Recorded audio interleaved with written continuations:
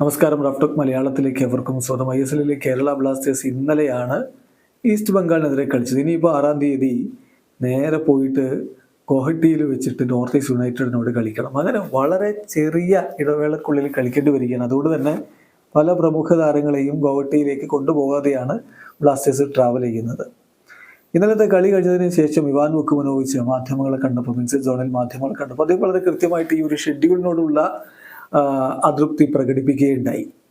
അദ്ദേഹം കൃത്യമായിട്ട് പറയുന്നു, ഒരാഴ്ചക്കിടയിൽ 3 കളി കളിക്കുക, അത് തീർച്ചയായിട്ടും സൂയിസൈഡിലാണ്, ആത്മഹത്യാപരമായിട്ടുള്ളൊരു കാര്യമാണ് എന്ന് തന്നെ അദ്ദേഹം പറയുന്നുണ്ട്.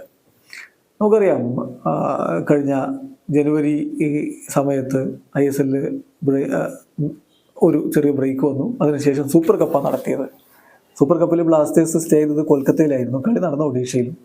അപ്പോൾ അങ്ങോട്ടും ഇങ്ങോട്ടും ഒക്കെ യാത്ര ചെയ്യേണ്ടി വന്നു. ആ സൂപ്പർ കപ്പിന് ഇടയ്ക്ക് വെച്ച് പല താരങ്ങൾക്കും പരിക്ക് പറ്റി, പെപ്പറൊക്കെ പരിക്ക് പറ്റി, സീസൺ തന്നെ നഷ്ടമാവുന്ന സ്ഥിതിവിശേഷം ഉണ്ടായി.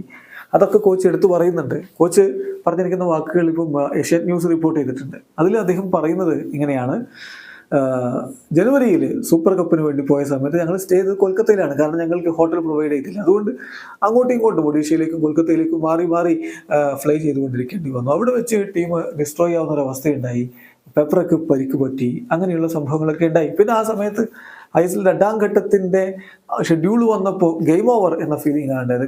കാരണം അത്തരത്തിലാണ് ഷെഡ്യൂൾ വന്നിരിക്കുന്നത്. പ്രത്യേകിച്ച് ഈ ലാസ്റ്റ് പാർട്ടിൽ ഇത് ആത്മഹത്യാപരമാണ്. ഒരാഴ്ചക്കിടയിൽ 3 കളികൾ കളിക്കുക എന്നുള്ളത് തീർച്ചയായിട്ടും ബുദ്ധിമുട്ടേറിയ കാര്യമാണ് എന്ന് തന്നെ ഇവാൻ വുക്കുമനോവിച്ച് പറയുന്നു. എന്തായാലും ഷെഡ്യൂളിലെ പ്രശ്നങ്ങളും ഒക്കെ ഒരു ഭാഗത്ത് നിൽക്കുന്നുണ്ട്. മുന്നോട്ട് പോയേ പറ്റൂ. ഇവാൻ ഇന്നലെ പോസ്റ്റ് മാച്ച് പ്രസന്റേഷനിൽ പറഞ്ഞ പോലെ തീർച്ചയായിട്ടും മുന്നോട്ട് പോയേ പറ്റൂ. കാരണം ഇതാണ് ഫിക്സർ, അത് അംഗീകരിച്ച് മുന്നോട്ട് പോവുക, അതാണ് ഇപ്പോൾ ചെയ്യാനുള്ളത്. എന്തായാലും പ്ലേ ഓഫിന് വേണ്ടി ഒരുങ്ങുകയാണ് ബ്ലാസ്റ്റേഴ്സ്. അടുത്ത 2 കളികൾ ആ അർത്ഥത്തിലാണ് കാണുന്നത്.